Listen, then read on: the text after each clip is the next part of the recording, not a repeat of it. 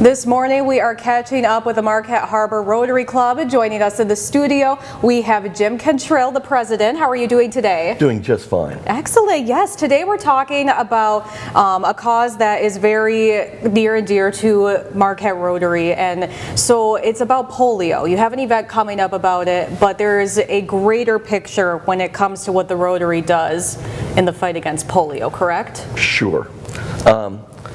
You know, one of the things that we forget in this country is that, 50, 60 years ago, there were people who were dropping from polio in our country. And then the Jonas Salk came up with the vaccine, and many of us when we were kids, can remember lining up as little toddlers and getting our shots. And that was a great breakthrough. Internationally, others are not as fortunate as we are. And about 40 years ago, the Rotary Clubs in the Philippines, with the advent of the saline vaccine, which was oral, decided maybe we can eradicate polio in the Philippines. And they did. 40 years ago, worldwide, every year, roughly 350,000 young adults and children were struck by polio, paralyzed, or they succumbed to the disease. And so with the advent of the polio campaign in the Philippines and the success of it, they decided that Rotary International, the oldest service organization on the face of the planet, currently with 1.3 million members worldwide, decided that that was going to be our major push. And so, bit by bit, we chipped away at it. Rotary, what folks don't realize, it's long been for peace, and often when disease comes in, peace is the first to go. We were there at the start of the United Nations. In fact, the UN Charter was based in part on the Rotary International Charter. We are the only NGO that has a permanent seat on the United Nations. Wow. So, we started vaccinating people worldwide, and as of today, we have only 33 cases of wild polio left in the world. And that's a change, yeah. That's actually up from a few years ago, and it's centered in Pakistan and Afghanistan, some of the toughest nuts to crack in terms of getting vaccine to people. But we are that close, right? And it's not when, right? Okay, or not if, but when. We will beat this. Yes. And it's a scourge that, like smallpox, we can eradicate from the world stage. Yeah, and people can help out right here at home, correct? Correct. And so Rotary clubs across the United States focus on polio as well as other sorts of charitable giving, both here and abroad. For example, in 2026, I believe, we're going to have the world's largest walk against polio take place across the globe.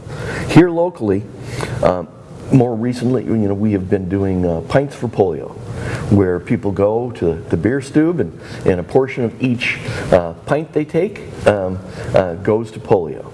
This year we decided to mix it up. And a number of Rotary clubs in our area, the Noon Marquette Club, the Ishpeming Club, and my club, the Rotary Club of Marquette Harbor, which kind of combined our breakfast and our Marquette West Club together. We decided, well, let's do a costume ball, and we've branded it Pumpkins Against Polio. Excellent, yeah. And it's going to take place at the Holiday Inn on October 18th, which is the week before all the kids do their trick-or-treating downtown and what have you. It's an adults party. It'll go from 6 to 9. We'll have a DJ there. We'll have a signature cocktail. I think it's called the Frankenstein Fizz. And there'll be food, right?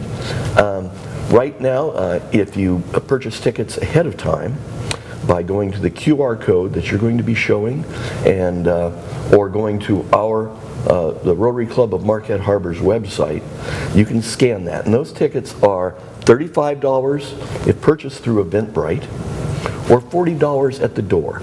You don't have to dress up, but there will be prizes for the best costumes. Yeah, I feel like even though you don't have to, it's going to make it more fun. Well, it is. And, it can be something simple, it can be something real fun.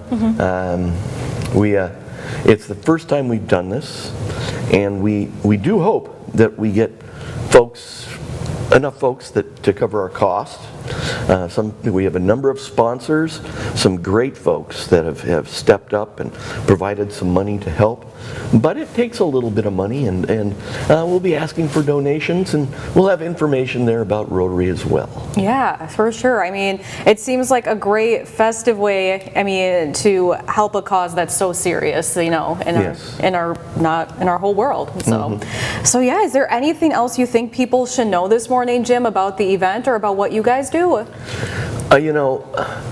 Rotary is a wonderful organization. In addition to being president of my Rotary for this and next year, I also serve as, for our district, International Service Chair. And we do grants for people who are doing work overseas. Primarily we're focusing on Guatemala, bringing water to highland villages, Mayan people. And it's some of the most gratifying work I've ever done in my life.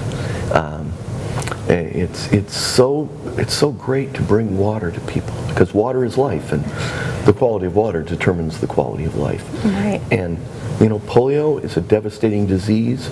We will beat this, and we will beat it soon. And we've had help along the way. The Bill and Melinda Gates Foundation matches 2-for-1 our donations, and they've been steadfast, shoulder to shoulder with us in this fight worldwide. Yes. Well, I wish you the best with putting on this event for the first time ever. We'll have all the information for you on our website, myupnow.com. Jim, thank you so much for being here this morning. Thank you for having me. Yes, and we'll be right back with more My UP Mornings after the break.